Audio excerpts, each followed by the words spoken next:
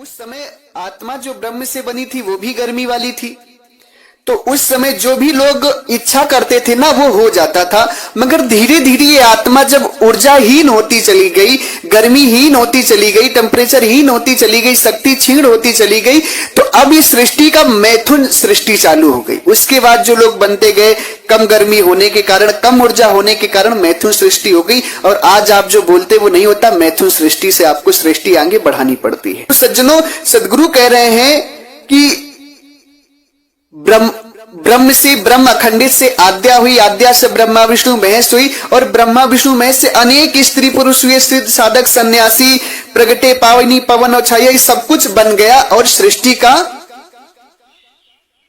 प्रसार होने लगा, पसार होने लगा। और जो भी जीव बनते गए, जन्म लेते गए, इसी ब्रह्म को, इसी ब्रह्मा विष्णु महेश को मान करके भक्ति करने लगे और परमात्मा को भूल गए। जग में साहब कह रहे हैं कि अविगत की गति काहू न जानी, एक जीव कित कहूं बखानी। साहब कह रहे हैं कि उस अविगत परमात्मा को कोई नहीं जान पाया। सब लोग क्या किए, इसी ब्रह्मा विष्णु महेश की भक्ति में फंस गए, इसी जीव की भक्ति में। बीजक की आप मैंने अर्थ कर दिया है, बीजक की तीनों रमैनियों का, आप उसको प्रथम द्वितीय तीसरी तीनों रमैनी का मैंने अर्थ कर दिया है, उससे आप सुनिएगा। उसमें विधिवत तरीके से हमने बताया है। हमारा मूल आज बताने का अभिप्राय यह है कि सृष्टि रचना हुई कैसे।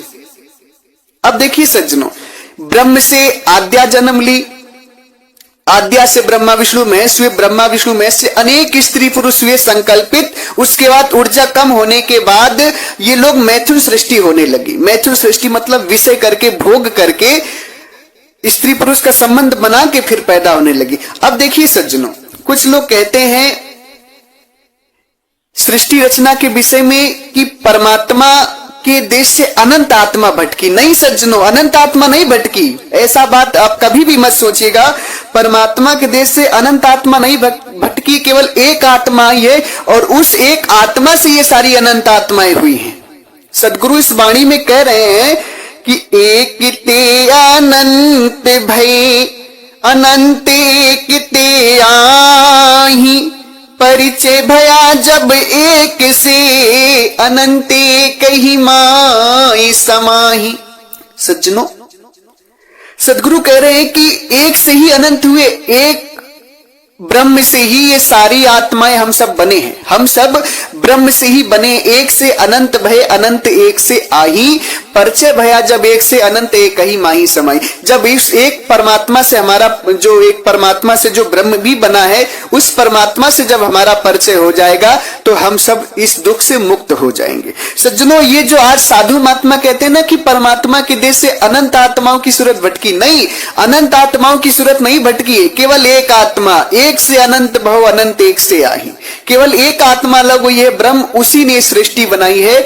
और जो लोग आज समाज में कहते हैं ना कि आत्मा अजन्मा है, आत्मा अजन्मा नहीं, आत्मा जन्म लेती। आत्मा का विनाश नहीं होता है, मगर आत्मा जन्म लेती है। ब्रह्म से आद्या हुई, आत्मा जन्म ली, आद्या से ब्रह्मा विष्णु महेश हुए, तीन आत्मा जन्म लिए। और उन लोगों से अनेक स्त्री पुरुष हुए, अनेक आत्मा जन्म ली। 4 खान बनी, 84 लाख योनियां बनी, अपने कर्म के हिसाब से योनि बनती चली गई। आज कितनी आत्मा जन्म ले रही। आत्मा जन्मती है, मरती नहीं। आत्मा जन्म लेती, केवल मरती नहीं है। आत्मा आत्मा जन्मती, आत्मा अजन्मा नहीं है। जो लोग कहते हैं संसार में आत्मा जन्मा है, गलत बात है। साहेब कह रहे हैं कि ब्रह्म से आद्या का जन्म हुआ, आद्या से ब्रह्मा विष्णु महेश हुआ, तो ये आत्मा तो परमात्मा के देश से एक ही आई थी। अनेक कैसे होगी, क्योंकि उसी आत्मा से सब बने। हम सब ब्रह्म से ही बने हैं। साहेब कह रहे एक से अनंत भय, अनंत एक से आही, परिचय भया जब मूल सो, तो अनंत एक ही माही समाई। जब हम